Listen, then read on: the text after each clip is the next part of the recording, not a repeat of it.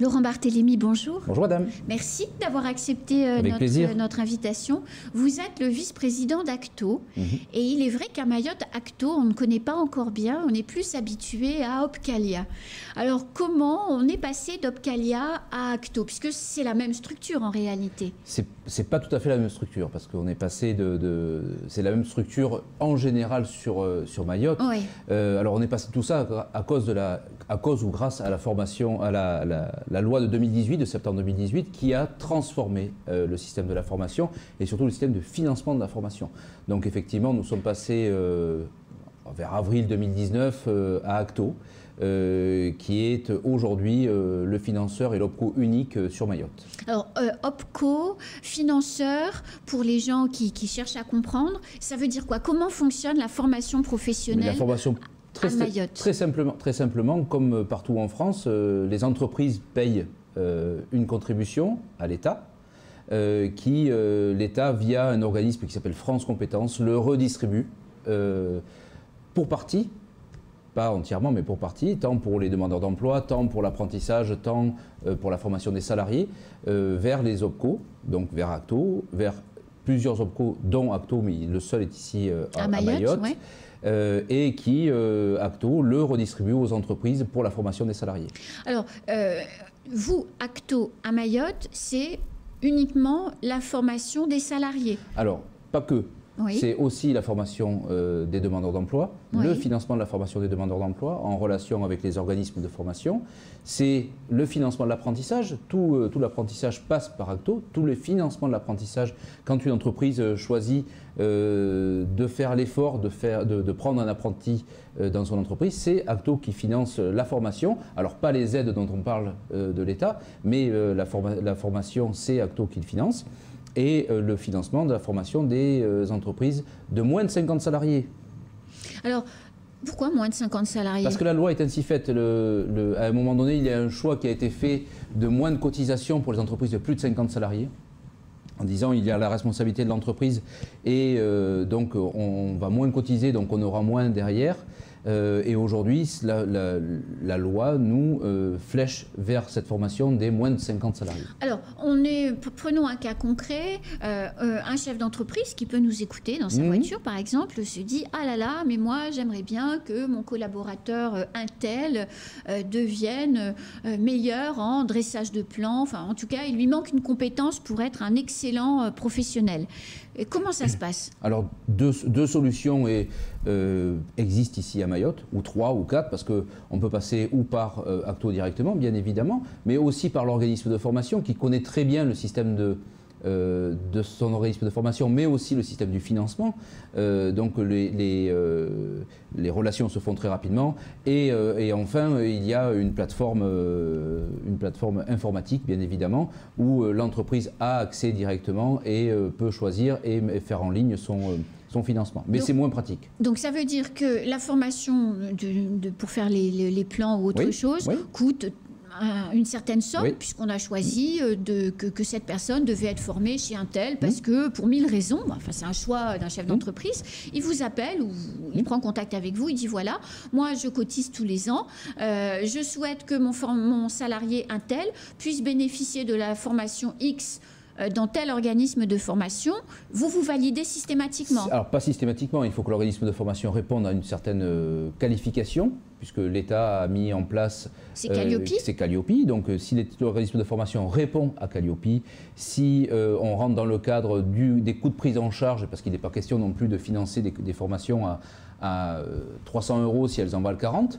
donc il y a une vérification qui est faite, et quand on coche toutes les cases, effectivement, après Acto prend en charge le financement de la formation, et l'organisme de formation est directement payé par Acto. L'entreprise n'a rien à payer dans ce cadre-là. Alors par le passé, Opcalia mettait à la disposition des entreprises des catalogues de formation, c'est-à-dire qu'en interentreprise, plusieurs salariés de différentes entreprises de Mayotte pouvaient venir suivre des formations de, par exemple, gestion du temps, gestion de la prise de rendez-vous, gestion des entretiens, enfin plein de trucs. Ça, c'est quelque chose que vous faites encore? Ce sont des actions collectives et il y a encore ça, et les actions collectives sont de nouveau là.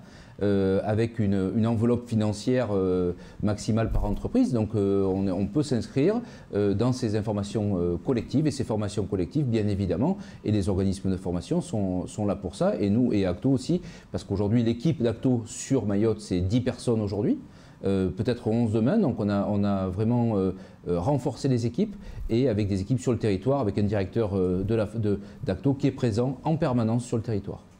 Alors, cette formation professionnelle, elle n'est pas toujours simple. On est dans des situations difficiles à Mayotte. Hein. Les chefs d'entreprise vivent crise sur crise et sont peut-être souvent dans une logique de survie plutôt que de développement. Donc, la formation n'est pas toujours une priorité pour ces chefs d'entreprise. Vous êtes là depuis quelques jours maintenant. Qu'est-ce que vous ressentez?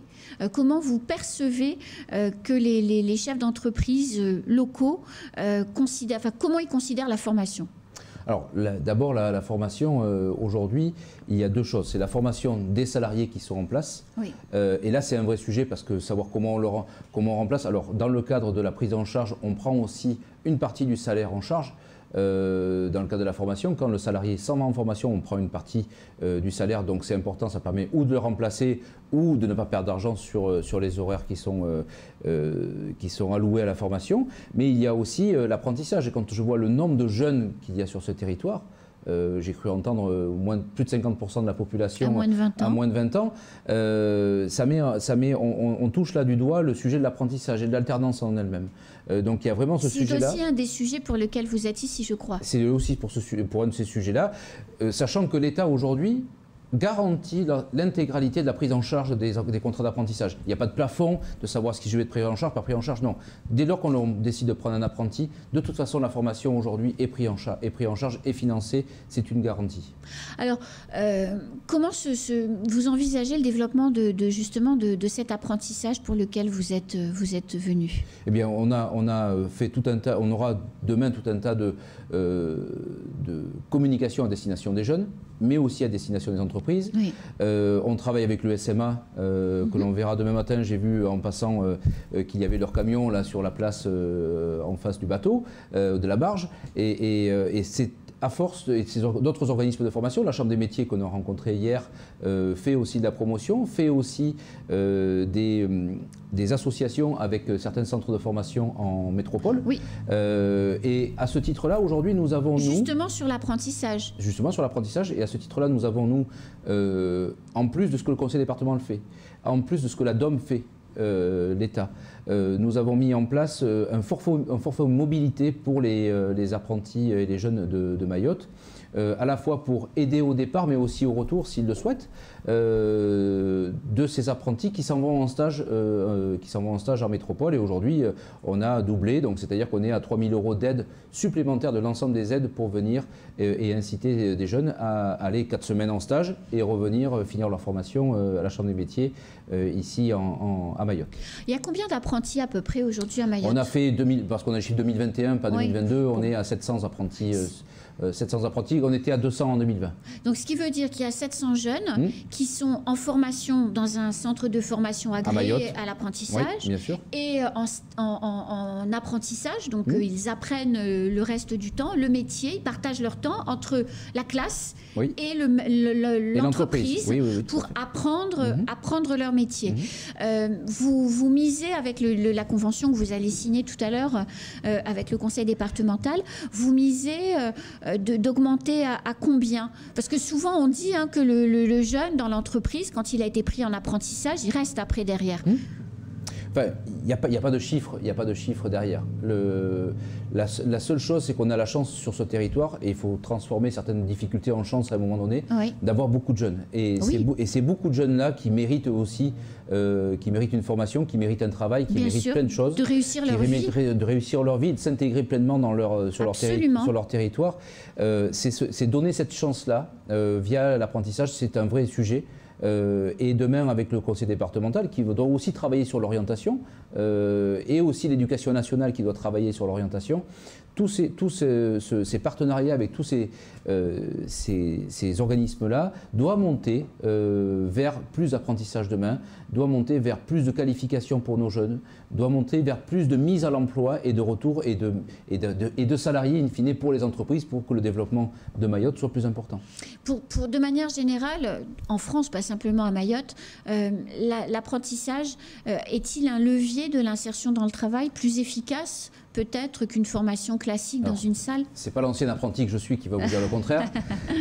Bien évidemment qu'à un moment donné, le système scolaire a des limites. Pour certains, mais pour d'autres, il faut qu'ils continuent parce que c'est leur cursus. Pour d'autres, c'est de rentrer dans la vie professionnelle, de gagner un peu d'argent. Alors que les copains du même âge sont à l'école et eux touchent rien, et d'avoir, mais c'est pas simple non plus de savoir comment je vais être à la fois à l'école, à la fois en entreprise, mais ça permet aussi d'avoir un savoir-être et un savoir-faire. Donc c'est de se dire, voilà, je suis intégré, je m'intègre dans le système du travail, et mon plein droit aujourd'hui, c'est d'avoir du travail, d'avoir un salaire et de vivre ma vie comme je l'ai choisi. Et l'apprentissage ouvre cette liberté, cette autonomie du choix. Parce qu'il faut le signaler, l'apprenti est rémunéré, exactement. Par l'entreprise qui l'accueille. L'apprenti est un salarié. Et le salaire est encadré, c'est-à-dire que... comment ça fonctionne d'ailleurs le salaire? Il y a une grille qui est mise en place.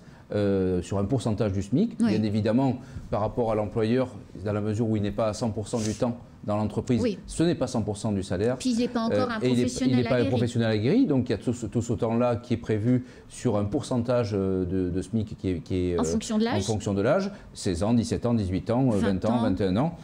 Sachant que le contrat d'apprentissage peut aller jusqu'à 30 ans, donc on est... il y a de la marge. Il y a de la marge. Il y a de la marge. Merci pour toutes ces informations. C'est déjà la fin de ce temps de parole.